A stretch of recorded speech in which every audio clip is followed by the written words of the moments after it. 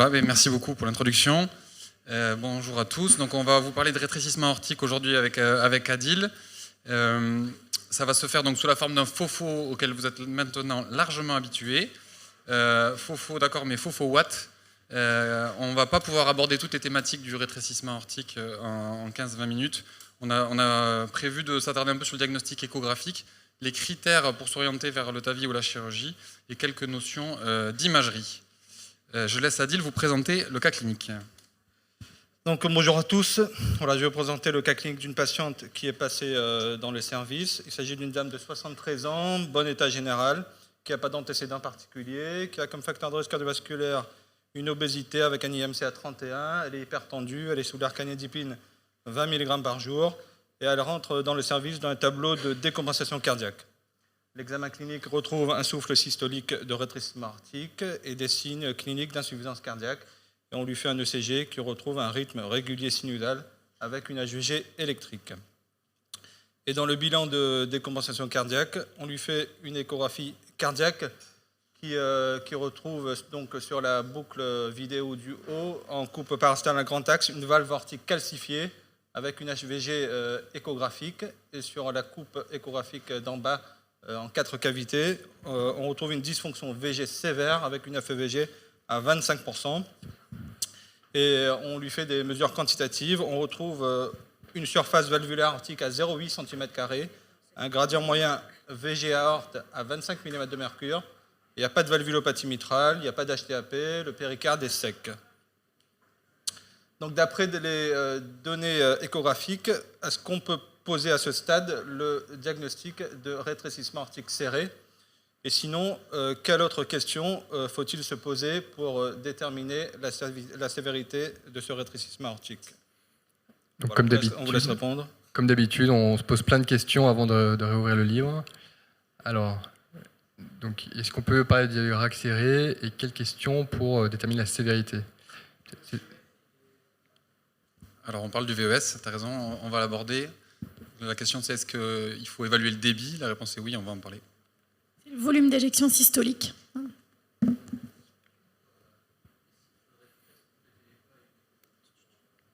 Attends, on va donner le micro. Peut-être réévaluer avec une écho d'obus pour évaluer. C'est probablement un RAC bas débit, bas gradient. Ouais. Du coup. Qu'est-ce que vous en pensez, tout le monde, l'écho d'obus? Ouais. Okay. Et alors sur quoi on parle de qu'est-ce qui te fait dire qu'il y a un bas débit, bas gradient et qui serait significatif? On a une surface aortique qui est inférieure à 1 cm². On a une dysfonction VG qui est assez sévère. Une dysfonction VG qui est assez sévère. Et les paramètres sont plutôt discordants, avec un gradient qui n'est pas si élevé, mais au vu des images, on peut s'attendre à ce qu'il soit plus important si on avait un meilleur débit. Et du coup, on est rassuré, peut-être faussement rassuré par les gradients, mais la surface nous met la puce à l'oreille et la FEVG nous fait poser la question, est-ce que même ça peut être dû à cause du RAC tellement serré qu'il a dégradé le VG? Il faut se poser toutes ces questions. Ok, alors on va réouvrir le livre. Donc, on est donc dans les cas complexes, comme on l'a appelé dans le protocole ENC que je vous invite à consulter, qui est donc ces rétrécissements aortiques où on a une surface à moins de 1 cm², mais on n'arrive pas à atteindre le gradient supérieur à 40 mm de mercure. Donc, comme l'a dit Reza, dans ces cas-là, il faut évaluer le débit cardiaque, soit par la méthode de l'ITV sous-aortique à gauche, soit par la méthode des volumes en Simpson biplan à droite. Et le bas débit, il est défini par un volume d'éjection systolique indexé inférieur à 35 ml par mètre carré. Donc trois grandes situations chez ces patients. La première, vous avez évalué le débit, il n'y a pas de bas débit. Le volume d'éjection systolique indexé est supérieur à 35 ml par mètre carré. Souvent, c'est qu'il y a une erreur de mesure. Et notamment, une erreur assez fréquente, c'est le diamètre de la chambre de chasse VG. Vous savez que si vous sous-estimez le diamètre de la chambre de chasse VG, vous allez souvent sous-estimer la surface. C'est une erreur assez classique, donc il faut y faire attention. Deuxième solution, c'est le cas de notre patiente. Le bas débit est retrouvé, mais il est lié à une dysfonction ventriculaire gauche. Et chez ces patients, on l'a dit, ce qu'il faut proposer, c'est une échographie d'obutamine qui va permettre d'arriver à 3 conclusions possibles. La première, c'est un rétrécissement aortique pseudo-serré, c'est-à-dire qu'en augmentant le volume d'éjection systolique, la contraction du VG, la valve finit par s'ouvrir, donc en fait elle n'est pas serrée, le rétrécissement aortique n'est pas serré. Deuxième solution, et c'est le cas chez notre patiente, le rétrécissement aortique est serré, on augmente le VES, le gradient moyen va augmenter et la surface reste basse à 0,8 cm². Troisième solution possible, il n'y a pas de réserve contractile et alors à ce moment-là, on ne peut pas conclure sur la sévérité du RAC et on s'oriente vers un score calcique valvulaire aortique. On va en parler.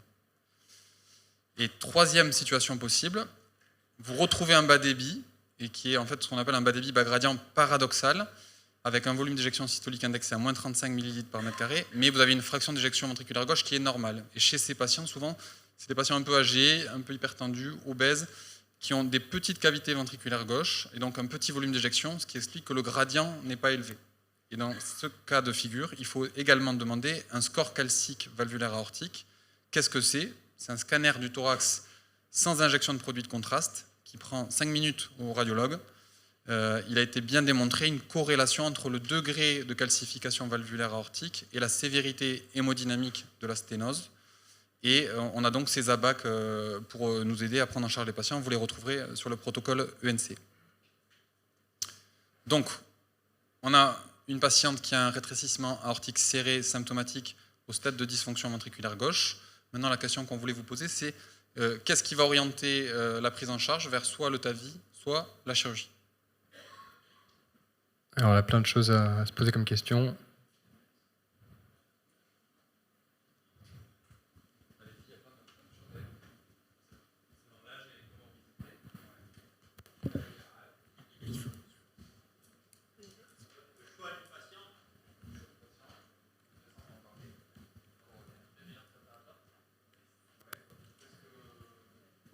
Alors, je répète pour le micro, bilan préopératoire, prends le micro là.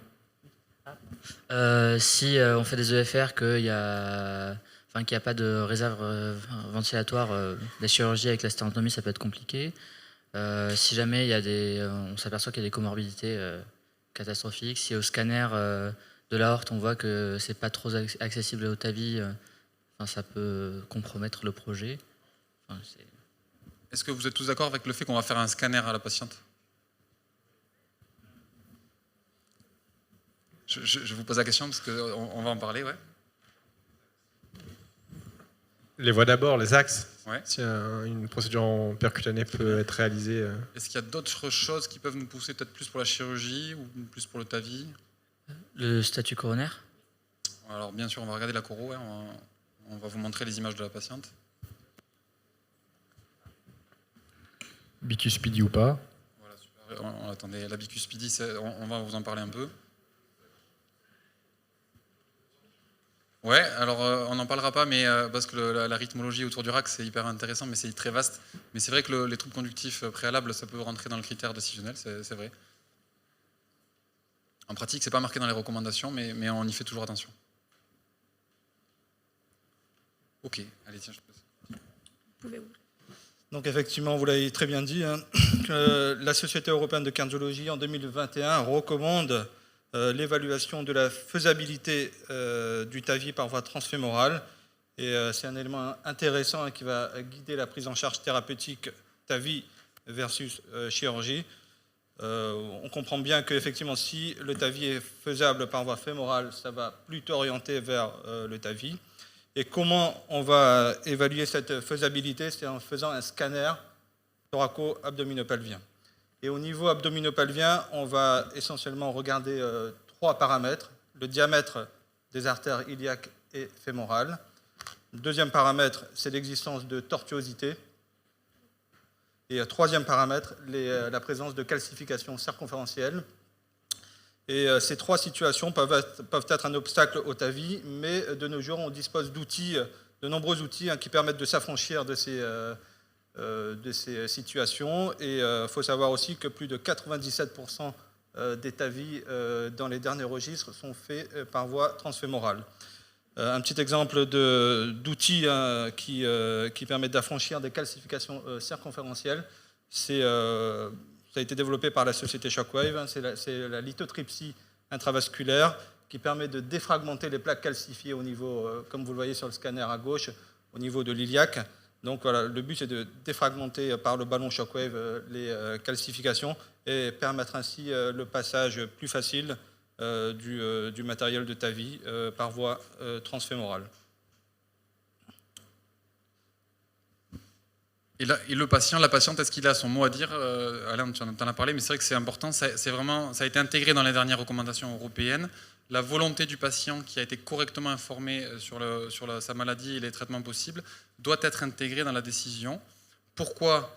Parce qu'on dispose de 2 techniques de traitement, la chirurgie et le TAVI, qui ont montré une équivalence dans les dernières études à disposition, dans le low risk, ça veut dire le bas risque opératoire. Je vous rappelle, Evolute Low Risk et Partner 3, qui ont toutes les deux démontré une non-infériorité du TAVI par rapport à la chirurgie, et même une supériorité du TAVI par rapport à la chirurgie dans l'étude Partner 3. Je vous ai mis les moyennes d'âge, 73 et 74 ans, avec également des bénéfices avec le TAVI sur des critères secondaires, notamment une incidence plus faible d'AVC, de FA, mais également avec une durée d'hospitalisation plus courte et une amélioration de la qualité de vie plus importante. Et donc bien sûr, vous le savez, les patients maintenant quand même arrivent vers nous en réclamant plutôt une solution par TAVI parce que c'est moins invasif et c'est forcément plus attractif pour eux.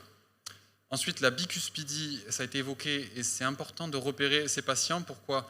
Parce qu'ils ont fréquemment une aortopathie associée, une dilatation de l'aorte ascendante qui peut faire pencher la balance vers la chirurgie, et dans plus de 50% des cas, donc ça c'est très important. Ce sont des patients qui ont été exclus des études TAVI low risk dont on parle avant. On n'a pas de données randomisées TAVI versus chirurgie dans cette population spécifique. Les premiers registres qui ont été faits ont montré des résultats comparables du TAVI dans une population bicuspide par rapport à la population tricuspide, mais c'était des patients avec une anatomie sélectionnée qui était favorable. Et on vous a présenté cette jolie dia, c'était une publication dans le JACC en 2020, où ils ont étudié donc, le pronostic en fonction de l'anatomie de la bicuspidie. Et vous voyez que chez les patients qui avaient à droite une valve très calcifiée, notamment avec un rafet calcifié, avait un succès procédural moins important et un pronostic à long terme qui était nettement moins bon. Donc, en conclusion, le TAVI chez les bicuspidies, c'est possible, mais dans des formes anatomiques qui sont favorables et qui n'ont pas d'aortopathie associée. Quand ils ont une valve bicuspide très calcifiée ou avec un rafet calcifié, c'est des patients qu'il faut plutôt orienter vers la chirurgie. Alors on revient au cas de la patiente. Sur l'image de scanner d'en haut, on voit une anatomie favorable au TAVI. La valve aortique est tricuspide. Il y a la présence de calcifications qui sont limitées au feuillet valvulaire. Et il n'y a pas de calcification dans la chambre de chasse du ventricule gauche, sur l'image d'en bas. Et autre paramètre qu'on doit aussi regarder, c'est la hauteur des coronaires. Pourquoi c'est important? Parce que quand on met en place la prothèse TAVI, si les coronaires naissent basses, il y a un risque d'obstruction des coronaires. Et à contrario, si les coronaires naissent hauts, il n'y a pas de risque d'obstruction coronaire. Donc vous l'avez dit, l'évaluation des coronaires en bilan préopératoire est importante. Donc on lui a fait une coronarographie en bilan pré-remplacement valvulaire aortique chez cette patiente qui a un RAC serré symptomatique. Donc sur l'image de gauche, on voit la coronaire droite qui est dominante, de gros calibre, qui est indemne de lésions significatives. Et sur l'image de droite, on voit la coronaire gauche avec l'IVA proximale qui présente une sténose significative. Voilà le statut coronaire de la patiente. Donc en pratique, comment on décide? Quels sont les éléments qui vont nous permettre de nous orienter? Vous avez donné beaucoup d'éléments de réponse. Bien sûr, c'est une démarche qui est centrée sur le patient, sur sa volonté, également sur son espérance de vie, qui est parfois un critère plus important que l'âge. Globalement, Adil vous l'a dit, mais il y a une grosse place pour le scanner dans le bilan préthérapeutique, et la faisabilité du TAVI par voie transfémorale, c'est un argument pour proposer le TAVI. Donc ça, c'est vraiment un changement de paradigme avec les dernières recommandations de l'ESC. Ensuite, les comorbidités, vous l'avez dit, une dysfonction VG comme chez notre patiente ou des comorbidités respiratoires comme ça a été proposé, vont argumenter bien sûr une solution non invasive de type TAVI. Bien sûr, à chaque fois on évalue le risque chirurgical, on recherche des critères de fragilité qui vont orienter également la décision. il faut savoir quand même chercher les arguments pour la chirurgie, notamment la présence de lésions associées. Quand on a une dilatation de l'aorte ascendante avec une indication chirurgicale, est-ce qu'il y a une valvulopathie mitrale, une valvulopathie tricuspide qui nécessite également d'être opérée? Est-ce que c'est une coronariopathie sévère tritronculaire qu'on aura du mal à traiter correctement avec l'angioplastie? Donc ça, c'est les critères importants. Et ensuite, au niveau anatomique, on sera sensible à la présence de thrombus intravégés. C'est rare, mais ça nous est arrivé récemment avec un cas qu'on a fait opérer. Ça peut poser problème avec le guide qu'on utilise pendant le TAVI dans le ventricule gauche, qui risque de mobiliser le thrombus. Et on en a parlé, la bicuspidie. Ensuite, sur le critère d'âge, c'est pas facile de donner une réponse très unanime et consensuelle. Avec Adil, on a essayé de résumer un peu les dernières recommandations à la fois européennes et américaines. Les messages qui sont forts, c'est au-dessus de 75 ans, c'est quand même TAVI transfémoral, sans trop de questions à se poser. Si c'est faisable en voie transfémorale au scanner, on va au TAVI. À moins de 65 ans, c'est chirurgie et il faut penser au lifetime management. C'est un concept très à la mode en ce moment dans les publis. On pense à anticiper le reste de vie du patient à vivre parce qu'il faut anticiper le coup d'après. C'est qu'est-ce qu'on va faire quand il va y avoir une dégénérescence de bioprothèse? Est-ce qu'on pourra faire un TAVI dans la valve aortique? Donc c'est raisonnable quand même de choisir une solution chirurgicale chez les patients jeunes. Entre les deux, ben voilà, on discute en fait, comme on vient de le faire, sur tous les critères dont on a parlé et on essaie de prendre la meilleure décision pour le patient. Donc on revient au cas de la patiente. Donc on a discuté de son dossier en staff médico-chirurgical, donc cardiologue, chirurgien cardiaque, anesthésiste. Chez cette patiente, je vous rappelle, de 73 ans, qui a une dysfonction VGR avec dysfonction VG sévère avec une FEVG à 25%, une sténocérée de l'IVA proximale. Donc après décision en team, on a décidé une solution percutanée avec d'abord TAVI, puis angioplastie de l'IVA dans un second temps pour une meilleure stabilité hémodynamique au cours de l'angioplastie chez cette patiente qui présente une dysfonction VG sévère. Et sur la boucle vidéo de gauche, hein, c'est donc la procédure TAVI. Thomas vous l'a dit, on met un guide au fond du ventricule gauche et on fait une stimulation ventriculaire rapide pour éviter l'éjection de la prothèse TAVI lors de la systole ventriculaire pour éviter qu'elle embolise. Donc sous stimulation ventriculaire rapide, donc on implante cette prothèse. On a opté pour une prothèse balloon expandable, c'est-à-dire qu'on va gonfler manuellement la prothèse qui va s'appliquer au niveau valvulaire aortique. Donc sur la boucle du milieu, on a fait un contrôle angiographique per procédure et un bon résultat angiographique immédiat avec la prothèse TAVI qui est en place. Il n'y a pas d'insuffisance aortique significative et les coronaires sont perméables. Et secondairement, on a réalisé l'angioplastie de l'IVA proximale avec un bon résultat angiographique et la patiente va bien actuellement. Super, on a fini avant le bip bip, ça c'est pas mal ça. On ne prendra pas de flash, Adil. Donc en conclusion, voilà, il faut bien dépister les rétrécissements aortiques. Il ne faut pas s'arrêter à des gradients bas, surtout quand vous avez des surfaces à moins d'1 cm². C'est vraiment important de poursuivre les explorations. Écho-dobutamine s'il y a une dysfonction VG. Score calcique valvulaire aortique, c'est vraiment facile en pratique, donc pensez-y. On a bien discuté du scanner qui doit être systématique chez les patients avec un problème de rétrécissement aortique serré qui va orienter le meilleur traitement curatif chez les patients. La volonté du patient qui doit être intégrée dans la décision finale. Est-ce qu'on fait du TAVI pour tous? Les chirurgiens ne sont pas là, je pourrais dire oui, mais je vais dire non, parce que vous avez compris, il faut quand même réserver une place pour la chirurgie, pour les gens qui ont une autre indication chirurgicale, les gens qui sont jeunes et les formes de bicuspidie qui ne sont pas favorables au TAVI. Donc ça, c'est important. Et enfin, le gage de la bonne qualité de la prise en charge des patients, c'est bien sûr de discuter des dossiers à plusieurs, comme on le fait en staff valvulopathie le jeudi ou en staff médico-chirurgical le vendredi. Et ça, c'est hyper important.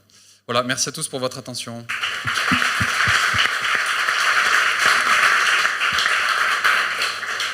Merci Thomas et Adil pour ce super topo. Il y a une question, et Sofiane. Ouais. Merci pour ce cas. En fait, j'ai une remarque et une question. Je vais commencer par la remarque peut-être. La non-accessibilité du TAVI par voie fémorale, c'est des patients à très haut risque chirurgical. Ça peut ne pas être une contre-indication au TAVI parce qu'on peut accéder au TAVI par d'autres voies, surtout la voie carotide avec un accès chirurgical. Aussi que la position des coronaires. Donc il y a plusieurs techniques actuellement pour éviter l'obstruction coronaire par cheminée ou bien d'autres techniques.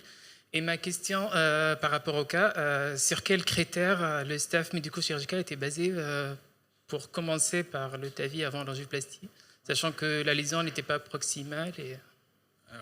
Ta première remarque, elle est bonne, mais en fait, c'est vraiment les sociétés savantes qui ont décidé de fixer cette limite d'âge et de dire faisabilité du TAVI transfémoral et critère d'âge de 75 ans pour que les choses soient simples.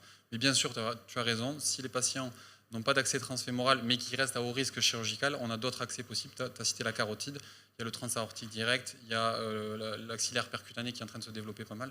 Donc il y a plein de solutions. Et la deuxième question que tu as posée, c'est gentil de nous la poser parce qu'on avait prévu des diades à propos de ça. Globalement, on avait décidé de ne pas trop vous en parler parce que c'est un peu spécifique, mais il y a toute une réflexion sur quand est-ce qu'on doit revasculariser et quand est-ce qu'on doit revasculariser les patients qui sont redevables d'une procédure de TAVI. Et globalement, les choses sur lesquelles on réfléchit, c'est la problématique de réaccès coronaire qui peut être un peu plus compliquée chez les patients à qui on a implanté une valve auto-expansible. La stabilité hémodynamique pendant le TAVI, et ça c'est ce qu'a dit Adil, c'est important, c'est surtout pendant l'angioplastie, pardon. Quand on va attaquer une sténose serrée de l'IVA proximale chez un patient qui a un rack serré, une dysfonction VG sévère, quand vous allez lui boucher l'IVA, ça peut mal se passer, il peut désamorcer, et on a quelques idées en tête, quelques patients en tête où ça s'est mal passé, donc il faut vraiment réfléchir dans la stratégie, qu'est-ce que tu attaques en premier. Voilà, chez la patiente, globalement, elle avait un faible risque d'obstruction coronaire. On était parti sur une prothèse balloon expandable avec une problématique de réaccès au coronaire qui était très faible. Donc on a choisi cette séquence, d'abord TAVI, puis angioplastie, et ça s'est bien passé. Maxime a une question au fond, Maxime Churet. Oui, merci. Déjà, c'est intéressant, je me disais, avec le topo, là, on a presque changé de paradigme. Avant, on se demandait quels patients étaient éligibles au TAVI, maintenant on se demande quels patients sont éligibles à la chirurgie. Donc ça, c'est intéressant. Et qu'est-ce qui manque, selon vous, pour qu'on commence à se poser la question chez les patients très jeunes, de moins de 65 ans? Est-ce que c'est juste le bon matériel ou est-ce que ça n'arrivera pas? Alors, c'est une bonne question. Adil, je ne sais pas si tu veux donner des éléments de réponse. Tu as parlé du life management, Thomas l'a bien expliqué, hein, par rapport au life. Micro. Allez. C'est vrai que si on met un TAVI par exemple à 50 ans, donc au bout de 10 ans, il va reavoir un TAVI, et il aura 60 ans, et après, 10 ans après, est-ce qu'on l'opère? Est-ce que, voilà, c'est des bonnes questions. Est-ce qu'on remet un TAVI dedans, mais 3 TAVI dans une valve calcifiée? C'est vrai que c'est problématique. Parce qu'effectivement, la durée de vie... Ouais. Alors, il y a plein de nouvelles techniques qui sont en train de sortir. Globalement, ce qui pose problème quand on met un premier TAVI, qu'on va en mettre un deuxième dedans, ça peut être le fait qu'on va séquestrer les sinus. En fait, on va plaquer les feuillets du premier TAVI contre la paroi métallique, et en fait, ça peut séquestrer les sinus. Donc là, il y a plein de trucs qui sortent de lacération des feuillets par voie percutanée, ou encore le dispositif shortcut. Je ne sais pas si vous avez vu ou entendu parler. En gros, c'est une machine qui va aller par voie percutanée, aller couper le feuillet de la prothèse de TAVI ou la prothèse chirurgicale, qui va permettre de le fendre en deux pour garder l'accès au coronaire quand on va mettre une prothèse de TAVI dedans. Mais tu vois, le problème, en fait, c'est qu'on peut mettre du matériel, mais c'est pas à volonté, quoi. Déjà, la deuxième procédure de TAVI va nous imposer de réfléchir beaucoup. Et vraiment, c'est quelque chose qu'on a intégré dans notre pratique dès maintenant. On essaie d'anticiper sur le coup d'après. Est-ce que le patient il est coronarien? Il va falloir revenir voir les coronaires. On essaie d'anticiper le coup d'après. Merci Thomas, merci Adil.